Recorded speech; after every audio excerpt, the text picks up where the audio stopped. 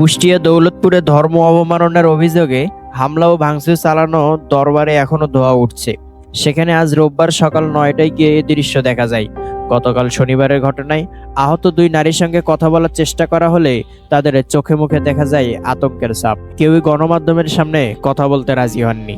দরবারের সরেজমিনে দেখা গেল দুটি দালানের ভেতরে ব্যাপক ভাঙচুর করা হয়েছে। আগুনে ছাই হয়ে গেছে দুটি আধা পাকা ঘর। একটি ঘর থেকে ধোঁয়া বের হচ্ছিল। ধ্বংসাবশেষ ছড়িয়ে ছিটিয়ে পড়ে আছে। আশেপাশের বিভিন্ন বয়সী নারী, পুরুষ, শিশু দরবারে এসে নীরব দাঁড়িয়ে আছে। দরবারের সামনে 15 থেকে 20 জন পুলিশ সদস্য চেয়ার পেতে বসে আছেন। দরবারের সামনে বাঁশবাগানের ভেতরে দাঁড়িয়েছিলেন দরবারের নিহত পীর শামীম রেজা ওরফে জাহাঙ্গীরের বড় ভাই ফজলুর রহমান। তিনি সরকারি প্রাথমিক বিদ্যালয়ে অবসরপ্রাপ্ত সহকারী শিক্ষক।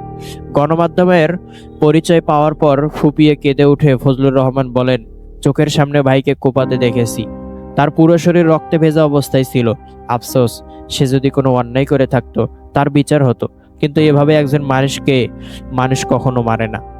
কথা প্রসঙ্গে ফজলুর রহমান জানান, গতকাল তিনি গ্রামের মসজিদে দুপুরে নামাজ শেষ করে এসে বাড়িতে খাবার খাচ্ছিলেন। এরপর মানুষের হইচই ও শোরগোল শুনতে পান।